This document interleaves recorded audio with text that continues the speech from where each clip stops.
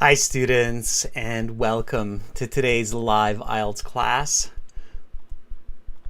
My name is Adrian and I'm streaming to you from beautiful Victoria here in Western Canada. I hope everybody is having a great week so far.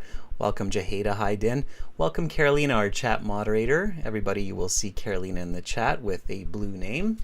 She is here to help with questions and to keep this class flowing smoothly.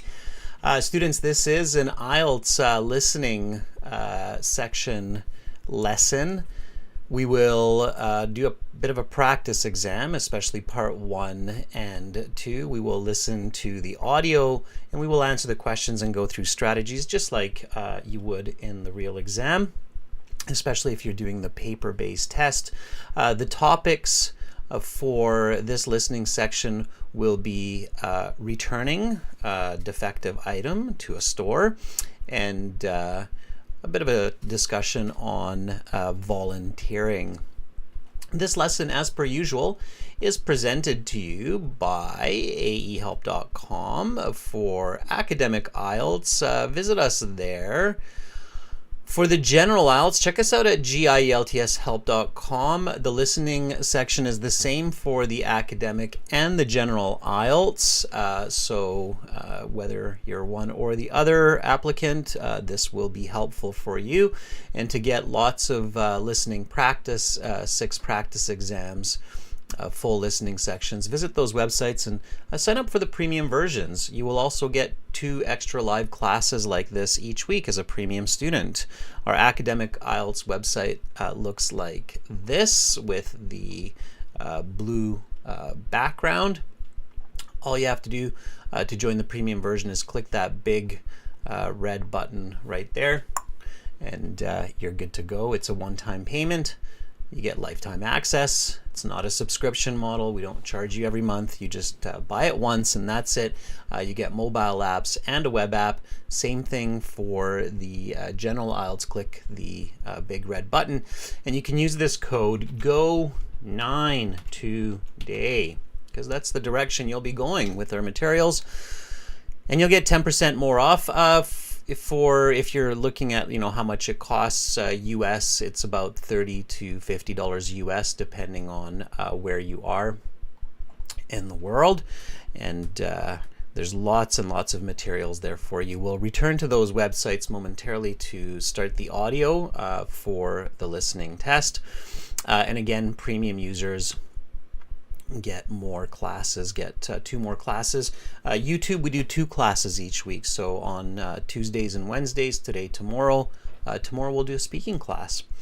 The apps in your app stores are Academic IELTS Help and General IELTS Help. You can download those, link them to the websites, practice on the go. And if you have questions, you can always send an email, adrian@aehelp.com or admin@aehelp.com. Again, welcome everybody. Let's get going here pretty quick. So this is our schedule for this week. We've got speaking tomorrow here on YouTube, and then task 2 writing and speaking for our premium students on Thursday and Friday. You can always, of course, hit the like button, subscribe to the channel, and check out new videos like this one here for the speaking. It's a great way to keep up with your English and get ready for your test.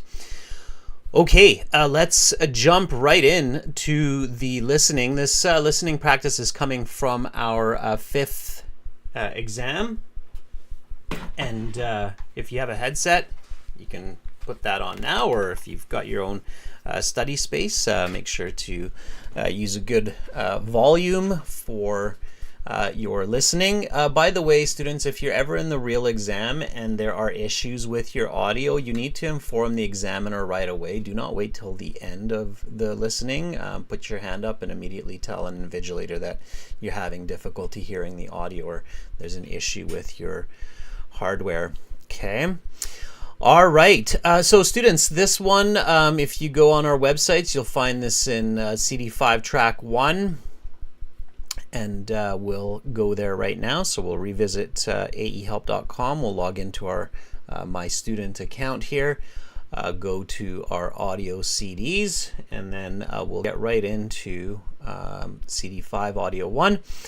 Students, don't put the answers in the chat, just put them somewhere else. That way everyone has the same chance to answer and think on their own. We will go through the strategies together afterwards anyways, and the answers as well, of course. So here we go, everyone. Get ready to listen and answer some questions. This recording is copyrighted by 2Think1 Solutions Inc. and World ESL Tutors. You will hear several different recordings, and you will answer questions on what you hear. There will be time given to read the instructions and questions, and you will be given a chance to check your work. The recordings will be played only once. The test is made up of 4 sections. At the end of the test, you will have 10 minutes to transfer your answers to the answer sheet. Now turn to Section 1. Listening Section 1. You will hear a conversation between 2 people as one tries to return a defective product.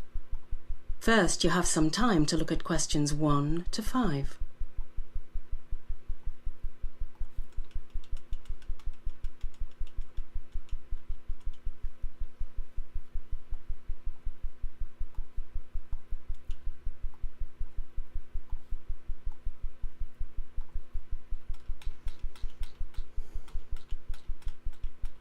You will see that there is an example. This time only, the conversation relating to this question will be played. Good afternoon. I bought a product from your store 1 week ago, and I've been having difficulties getting it to work properly. Of course, sir. Do you have the original receipt from the purchase? The first piece of information I need is the date you purchased the product. Yes, I actually have it right here. I purchased it 8 days ago, on the 6th of July. The 6th of July. Great. The man says he purchased the item on July 6th, so this answer has been indicated for you. Now we shall begin. You should answer the questions as you listen, because you will not hear the recording a second time. Listen carefully and answer questions 1 to 5. Good afternoon. I bought a product from your store 1 week ago, and I've been having difficulties getting it to work properly. Of course, sir. Do you have the original receipt from the purchase? The first piece of information I need is the date you purchased the product. Yes, I actually have it right here. I purchased it 8 days ago, on the 6th of July. The 6th of July. Great. I also need the name of the product as indicated on the receipt. Certainly. The receipt shows it as SOJO 232XD. SOJO 232XD? Yes, that's right. Okay, yes. I see the product in my records now. It is a 23-inch computer monitor? Yes, that's correct. Now tell me, did you buy the extended warranty on the monitor? No, I did not. I always feel like those warranties are a bit of a scam. Perhaps, until you need the warranty? Perhaps. But there must be some sort of manufacturer's warranty, right? There may be. Let me check for you. Okay. Yes, it seems there is a manufacturer's warranty. The warranty is for 60 days. 2 months. Great. Then I shouldn't encounter any problems in returning it. Well, actually, we only accept returns for a week after purchase. Since you purchased the computer monitor 8 days ago, you'll have to deal directly with the manufacturer. How annoying. What steps must I take then? Well, the company that makes the monitor has a depot in Birmingham. You must post it to them. Okay. Do you have their address? Yes. It's on Edgbaston Park Road and... Hold on. You'll have to spell Edgbaston for me. I've never heard of it. Of course. It is spelled EDGBASTON. And then the rest of the address? The address number is 89 and the unit number is 5. Okay. So 89 Edgbaston Park Road, Unit 5. That's right. And the postcode is B152RU. B152RU? That's right. You now have some time to look at questions 6 to 10.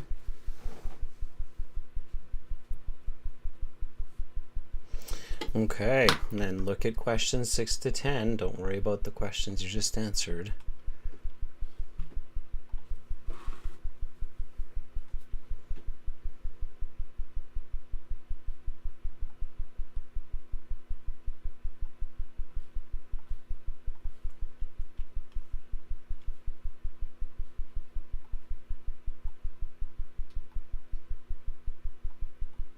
Now listen to the rest of the interview and answer questions 6 to 10. Great, but one concern I have is the cost of posting something as large as a computer monitor. Indeed. Such a product must weigh a few kilos and will certainly set you back some money to post. Let me see if the company takes such a problem into consideration. Well, that would certainly be nice if they did. Yes, it seems they do. They have a program in place where they pay postage for the exchange of goods under manufacturer warranty or product recall. That's great news. What do I have to do to use this service? It's fairly simple. You just call their Birmingham depot and request a prepaid postage voucher. Then you take the item to the post office along with the voucher, and the post office will take care of the rest. Sounds simple enough. Do you have a phone number for the depot in Birmingham? Yes, you can reach them on 0121 496 0633. Oh, and be sure to call during business hours. They're open from 10 in the morning until 6 in the evening. 10 until 6, understood. One final question. What would I have had to do to return the monitor if I had purchased the extended warranty from your store? Well, the process would have been much simpler, sir. You could have simply brought it into the return desk at your local store. We would have given you your choice of a new monitor, your cash back, or store credit in the amount of 110% of the original cost of the item. 110% store credit? Wow, that seems too good to be true. Well, company policy is that we want satisfied customers, and when they are not satisfied, we feel the need to compensate them for this in some small measure. Perhaps next time I'll buy the extended warranty. How much would it have cost on the monitor I bought? Only £20. £20 would have been well worth it to save me the trouble of dealing directly with the manufacturer. Well, now you know, sir. Indeed I do. Thanks again. That is the end of section 1. You will now have half a minute to check your answers. All right, students, and use that half minute to check answers. Skim over the first part. Don't look at part 2 or the other parts in this time.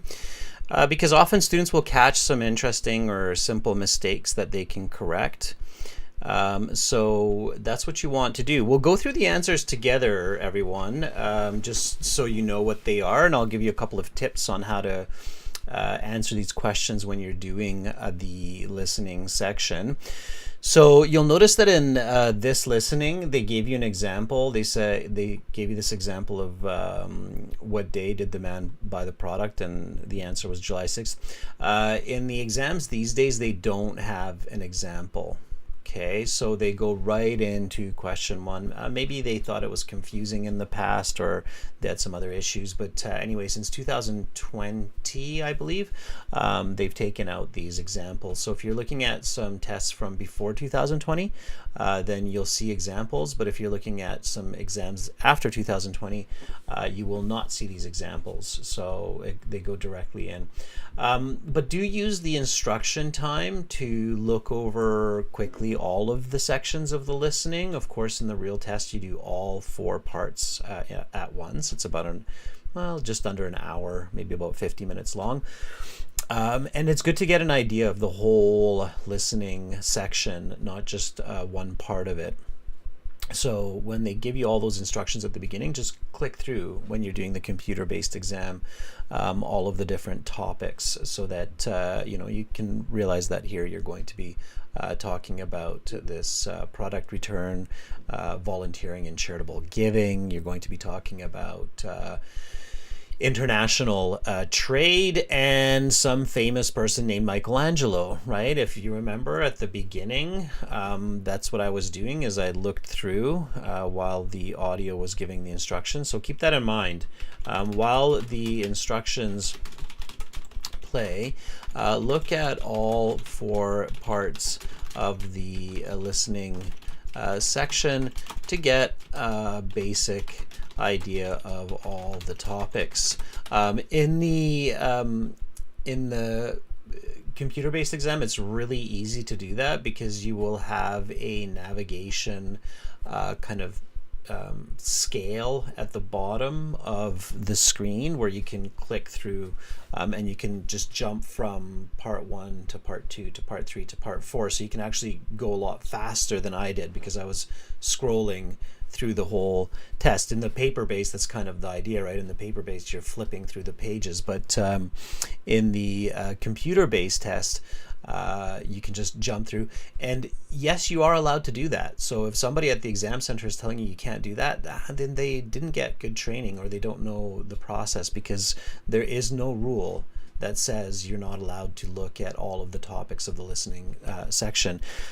They play the audio in order, so of course you have to answer them in order, but there's no instructions that say you can't look at it, and that's why the computer-based test lets you jump through the different parts. So it's sometimes better to do the computer-based test for sure, and you don't have that issue. Nobody's going to tell you to not do that because you can just click through. Okay, does that make sense, everybody? Thumbs up, yes.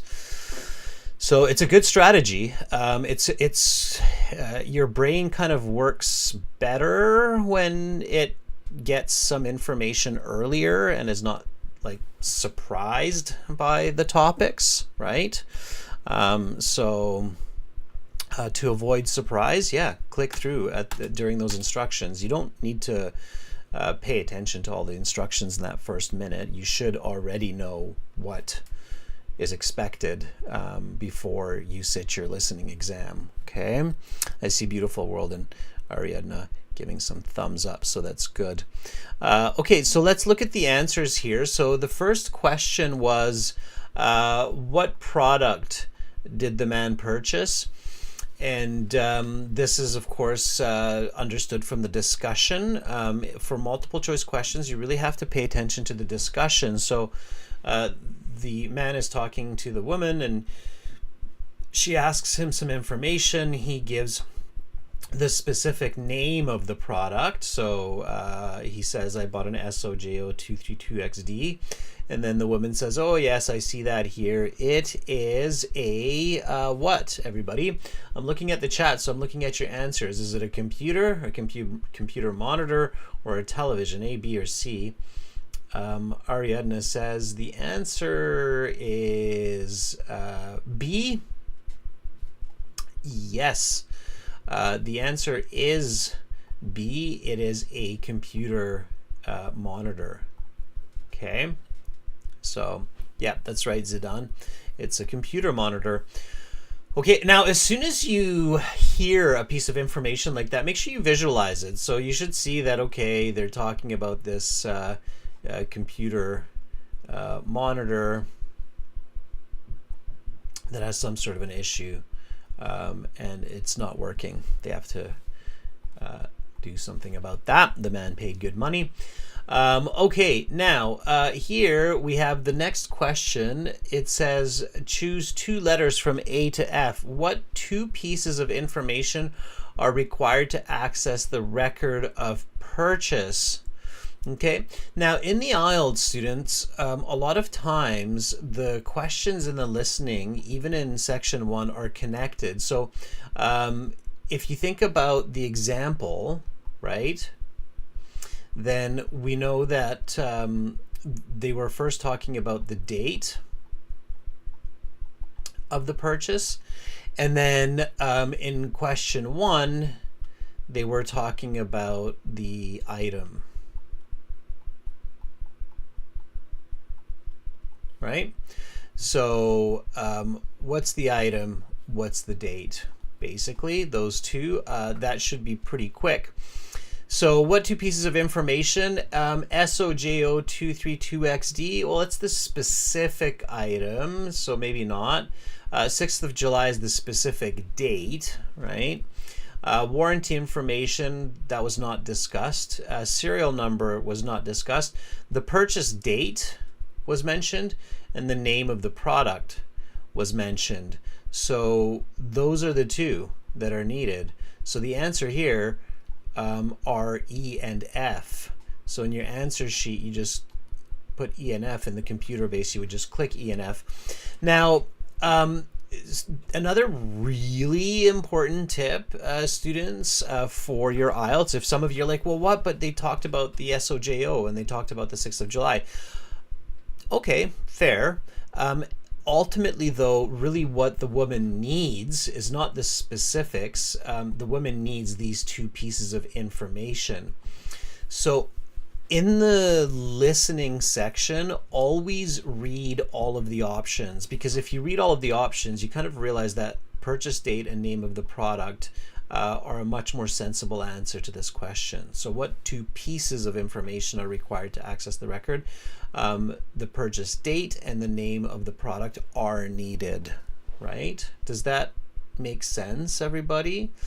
So just another important tip here that I want to add is always look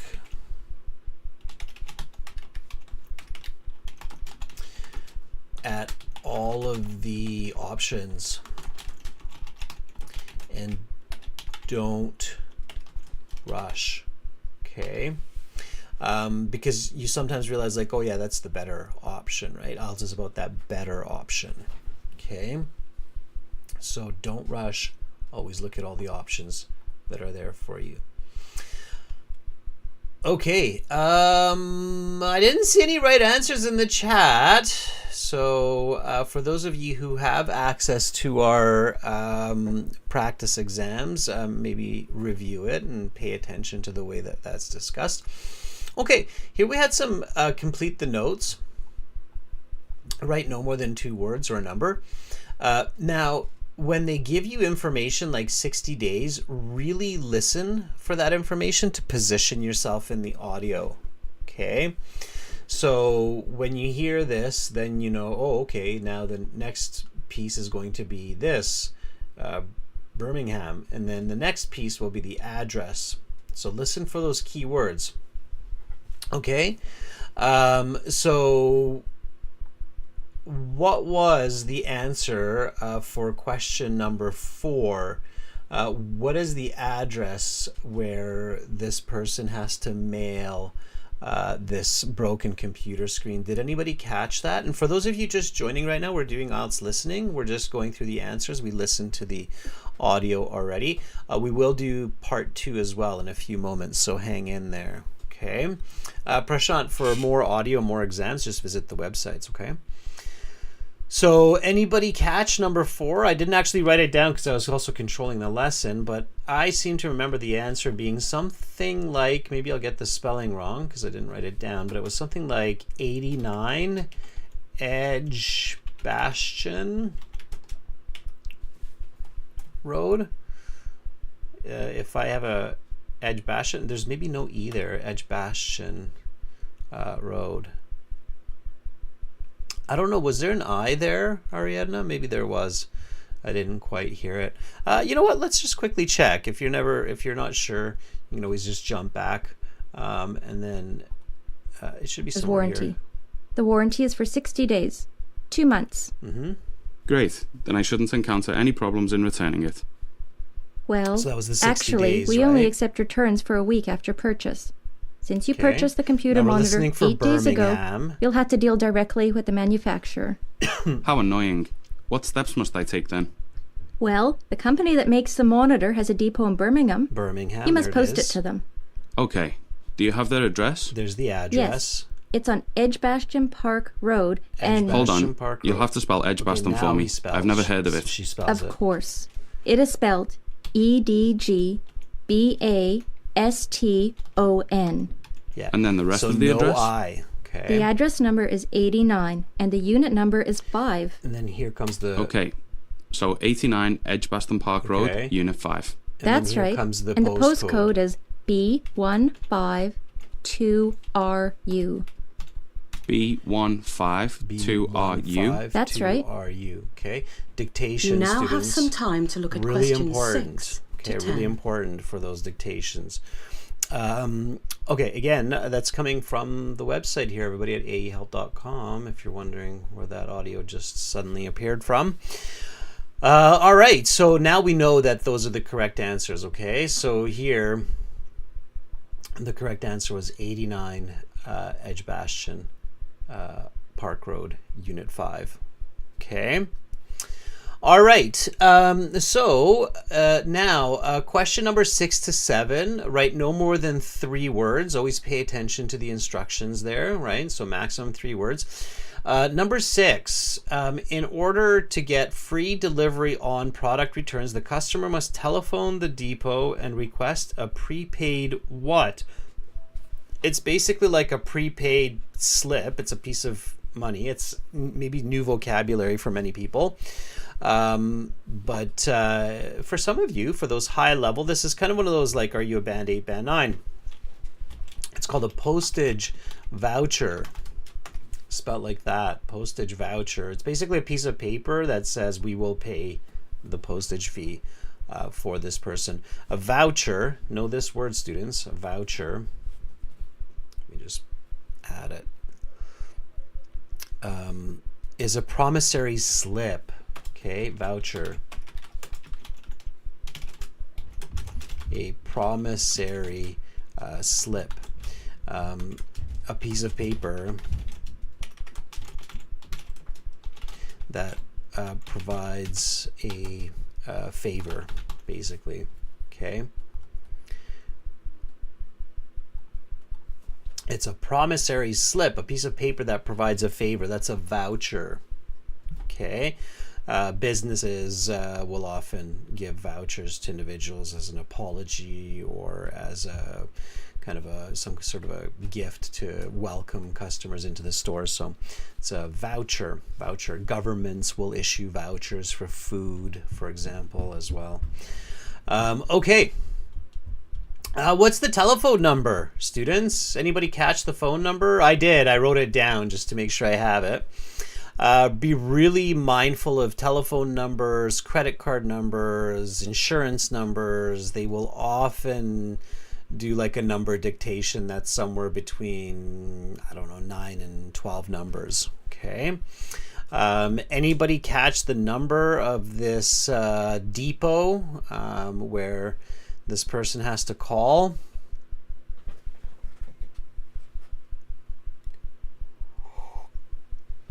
I have it here. I'll type it in as you are thinking about that. 01214960633.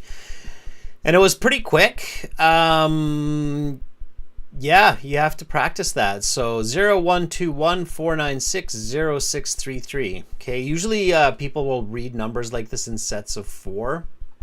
So first 4, second 4, third 4. Credit cards are that last one was just 3, but anyway, credit cards are often 16 digits, so 4 times 4 numbers, and they're read as such. So 4, 4, 4, 4, right? So be really, really careful with that. Okay. All right. Students, if you're having issues with reading, I see a couple people are like, oh, but I'm having problems with reading. Join the reading classes. Check out the reading classes on the website, YouTube. When we have the live classes, join those, okay? It's really, really important, students, that when you're studying, you focus on one part of the test. Don't jump around, okay? We'll definitely have some reading classes, too, in the future. Okay, so question number 8, how many hours is the depot open each day? Of course, listening section is kind of reading too, because you're reading the questions, the answers. So the different sections combine different skills.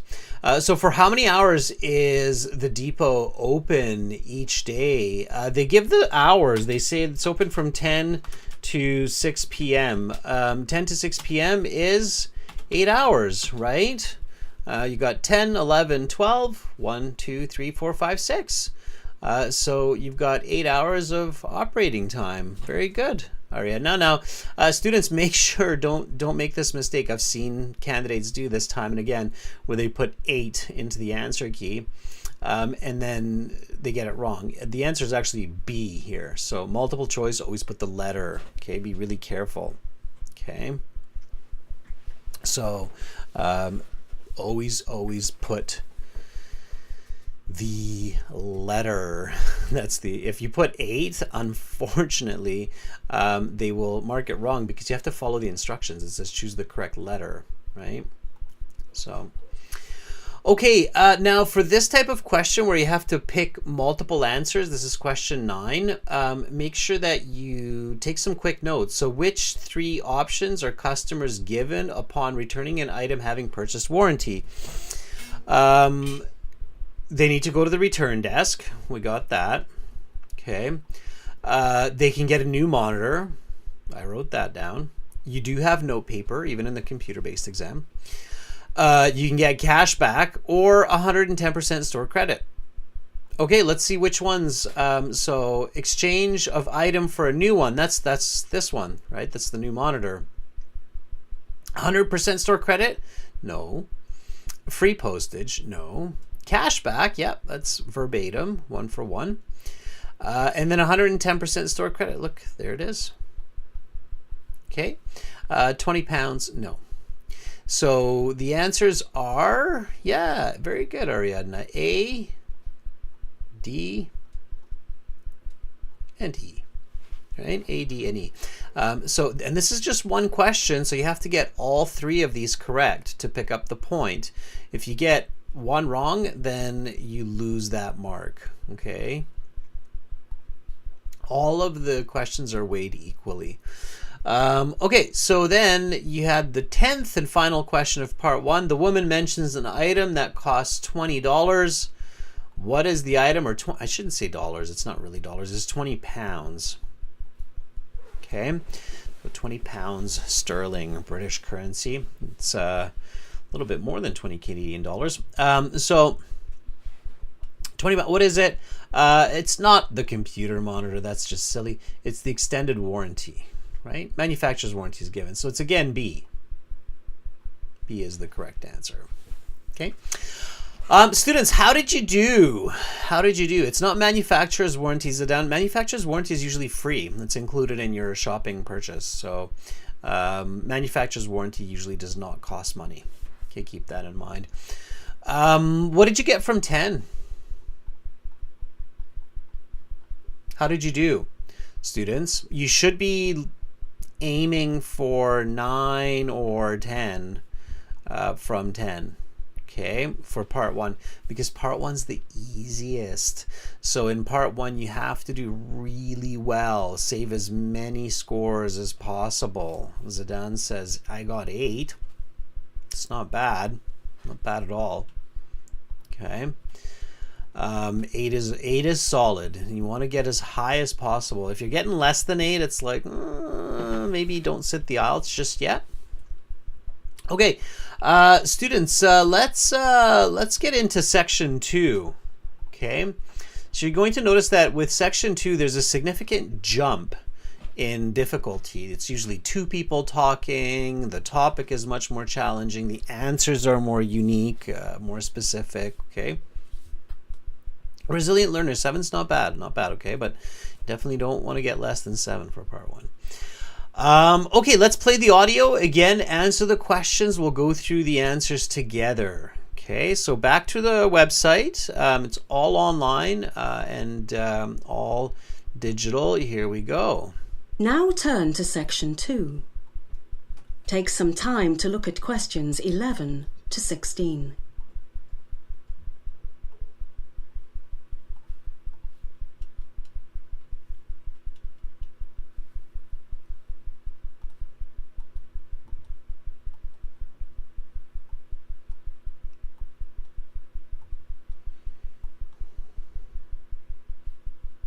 Listening section 2.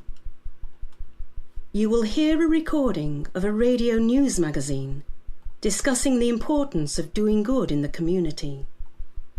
First, you have some time to look at questions 11 to 16. Now listen carefully to the interview and answer questions 11 to 16. Hello, I'm Emma Robertson, and I'd like to welcome our listeners to Beyond the Lens, the programme that aims to dig deeper on issues in culture and society. Today we have Professor Hudson McMahon from the University of Bristol's Department of Social Policy. Hello, Professor McMahon. Do you want to tell us a little about what you'll be presenting today? Of course, Emma. But first, I'd like to thank you for having me on the show. My wife and I are both avid listeners of Beyond the Lens, and it's a bit of a thrill to be on the show. But I digress. Today, I want to talk about the importance of doing good in the community and in society. There are many ways of doing this, but the two most common ways are volunteering and giving to charity. However, these methods of improving community and society have an important difference.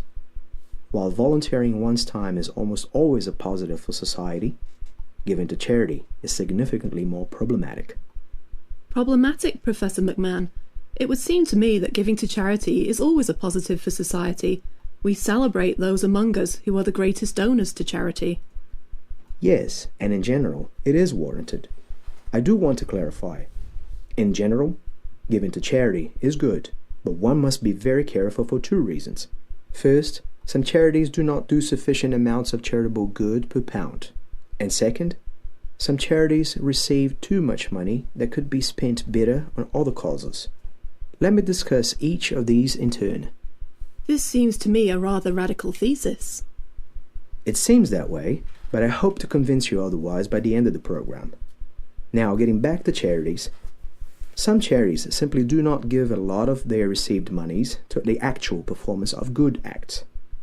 For instance, some charities utilize less than 10% of their donations on actual charitable activities. The rest goes to salaries, promotion, and other overhead costs. So for a donation of £100, it may be the case that less than £10 actually goes to helping someone. That sounds terrible, but it still helps people, right? Well, yes, but as charitable givers, we should try and reward those charities who do most good with the least amount of money.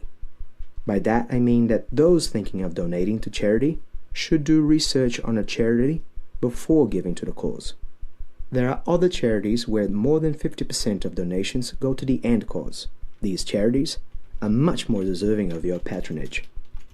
You now have some time to look at questions 17 to 20.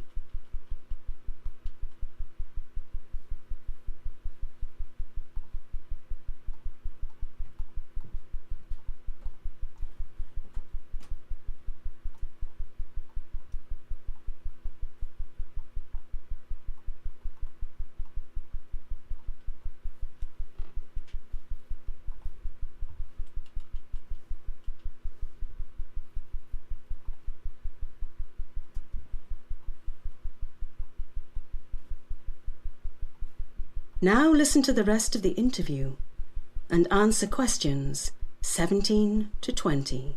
Another reason to be discerning when it comes to your choice of charities is what I call the relative utility of a charitable donation. Let me take a guess here, Professor McMahon.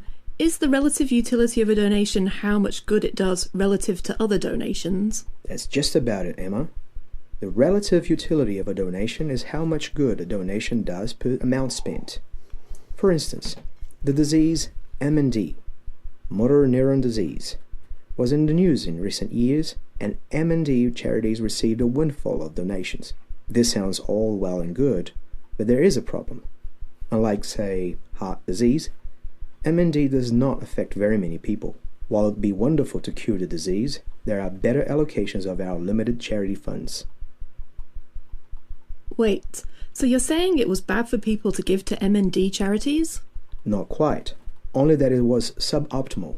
Because there is a limited supply of money given to charity each year, it is important that it is used at least somewhat optimally. And allocating overwhelming amounts of money to a disease that affects very low percentage of people is extremely suboptimal. That's very interesting, Professor McMahon. So how can our listeners try and optimize their charitable gifts? First of all, Don't be caught up in viral social media campaigns. Instead, use such moments to remind yourself of the importance of giving to charity in general, and not just to niche causes with good promotion. And second, do your research. Before you donate, look up how much of a charity's donation go to the actual end goal. Additionally, look up how many people are affected by the charity's end cause.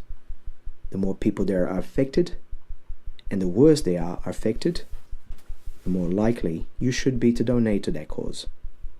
It is all about maximizing good in the world. That certainly sounds like a noble goal, but if everyone donates... That is the end of section 2. You will now have half a minute to check your answers. And again, students, check those answers in that half minute. So use that time for checking, not for looking at other parts of it, okay? All right, let's go through the choice, or the answers, I should say, together, okay? And then I'll give you a couple of tips and strategies as we go through. Just back to the website here. We'll stop the audio and then go from there. All right. Sahil, I see what Sahil's saying. Sahil's saying, oh, it's a boring yes. I kind of get what you're saying there, Sahil. Sahil says self-listening is better than this module, is what he says. Yeah, so students, keep in mind, like, one of the problems I think that a lot of candidates have when they go to the IELTS is they don't patiently do full listening exams and then checking them and then doing them again. The IELTS is a 3-hour exam, and people these days will often only do like 10-15 minute tasks. Make sure, everybody, that when you are getting ready for the IELTS, you're practicing full 3-hour exams, especially as you get close to the exam, right? Because otherwise you might not have the attention to get those high scores. So this is another important tip. So thank you for that, Sahil. An important tip here is make sure, because maybe I'm getting older now, but this didn't used to be an issue in past generations. Make sure to train your attention span for the real exam. Be able to sit for 3 hours while maintaining focus. I think a lot of people with good English these days, especially some youngsters, get low marks because they lose their attention during the exam. So be really, really careful there, okay? So do 3-hour practice exams before the real deal, okay? Do 3-hour speaking exams, or not, sorry. Yeah, you can try that too. Do 3-hour practice exams before the real deal, okay?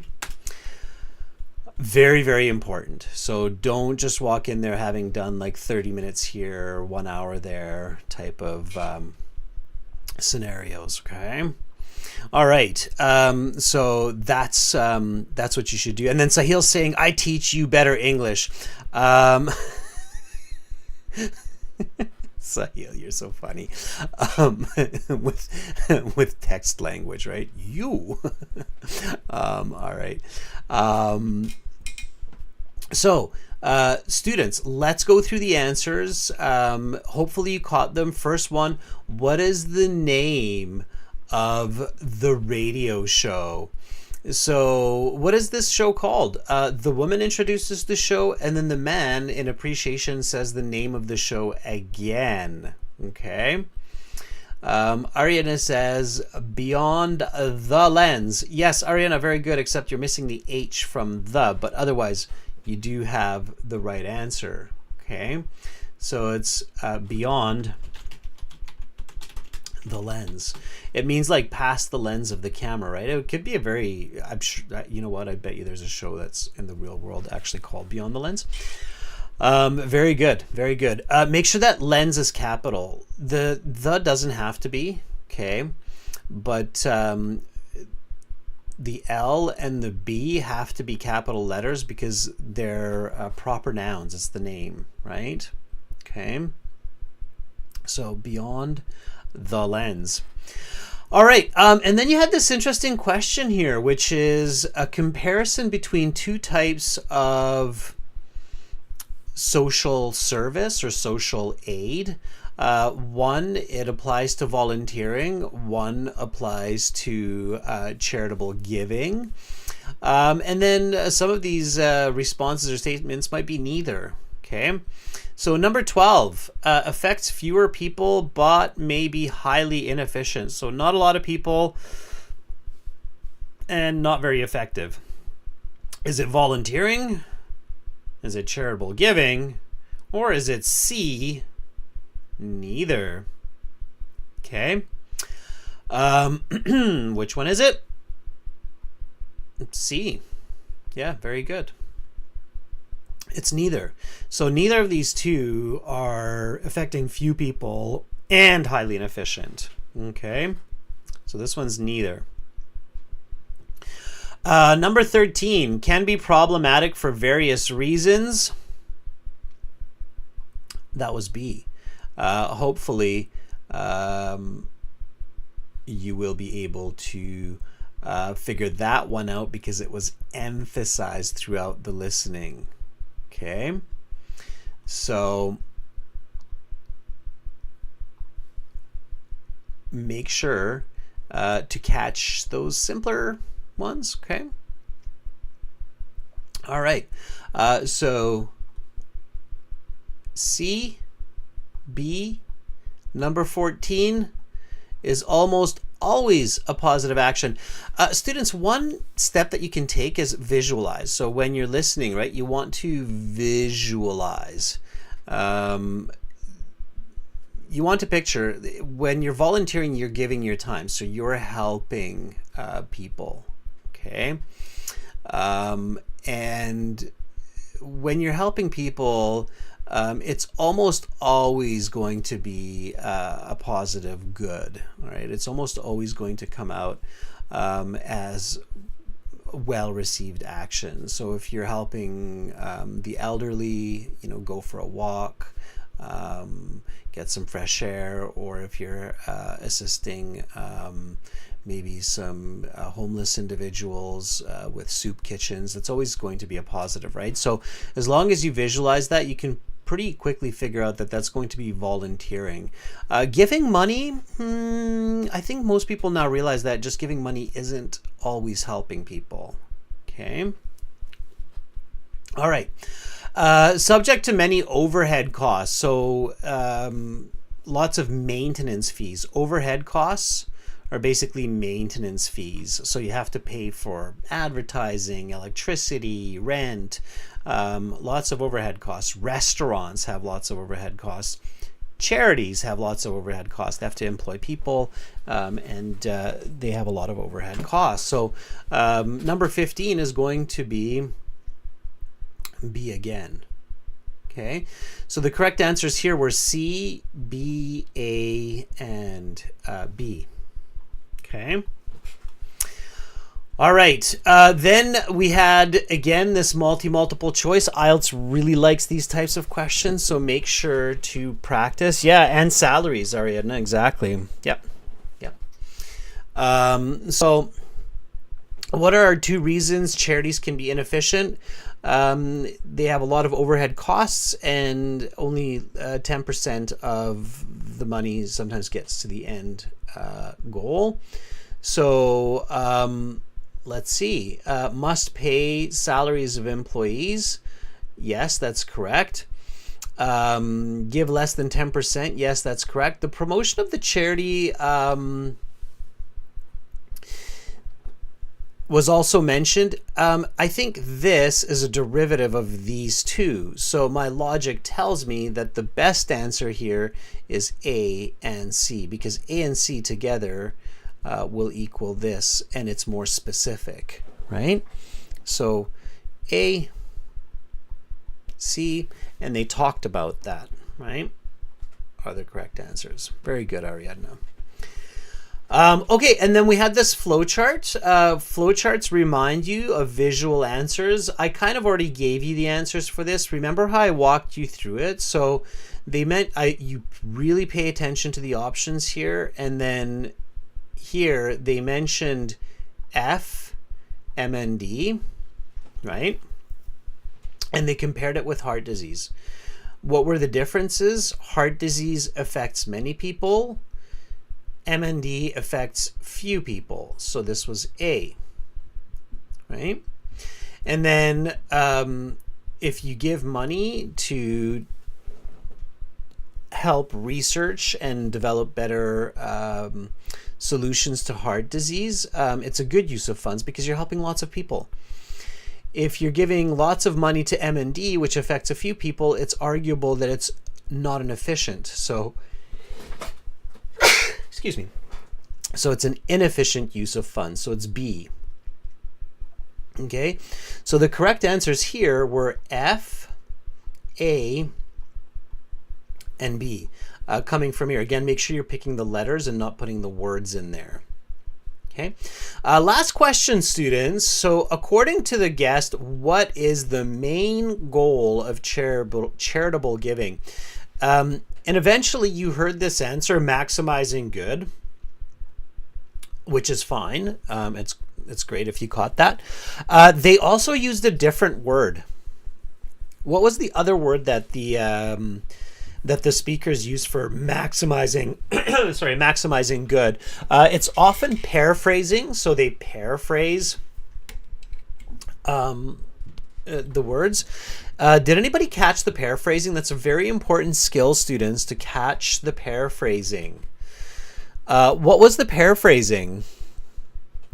Yeah, very good, Ariadna. See, that's why I think Ariadna is getting a lot of these answers right, is because she's really paying attention to a lot of that paraphrasing that's happening. It was really paraphrased as optimize, maximize. They're kind of equal, right? So listen for these synonyms. Okay, super important. And that's going to be my last tip for the day. So listen for synonyms, very important.